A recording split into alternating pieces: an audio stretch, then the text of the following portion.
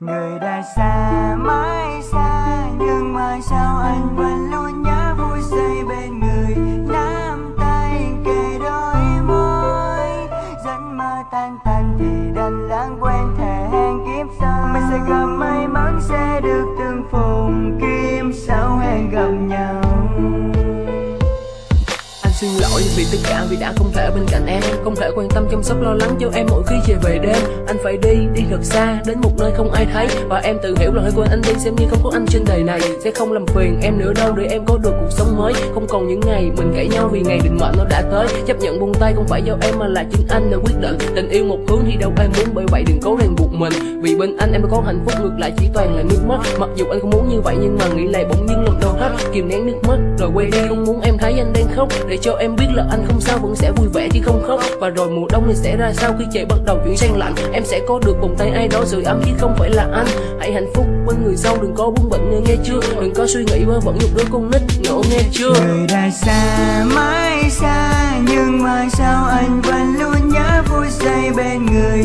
Nắm tay kề đôi môi, dẫn mơ tan tành thì đành lãng quên thề hẹn kiếp sau. Mình sẽ gặp may mắn sẽ được tương phùng, kiếp sau hẹn gặp nhau.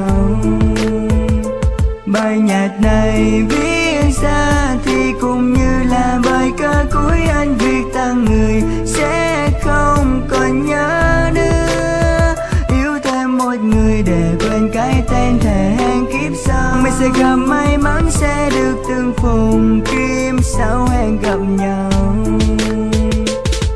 Nếu anh có một điều ước anh sẽ ước mãi ở bên nhau. Dù tình thế nào, dù tình ra sao vẫn sẽ mãi mãi không xa đâu. Nhưng mà không thể, định mệnh đã chia cách hai ta, thì thôi để gió thổi đi ký ức còn động lại ở trong ta. Hài lòng với cuộc sống bây giờ, cuộc sống một mình không có ai. Chủ nghĩa độc thân anh tôn thờ, hy vọng sẽ không yêu thêm ai. Vì đã một lần là quá đủ, không muốn sẽ có thêm lần hai. Hãy để cho anh được quên đi, đừng làm nỗi đau nó lặp lại. Và bài này cũng là bài cuối mà theo cảm xúc anh viết ra. Vì sẽ không còn cái ngày gặp lại, hôm nay anh xin nơi hết ra. Là không có anh ở bên cạnh em nhớ là phải biết tự lo.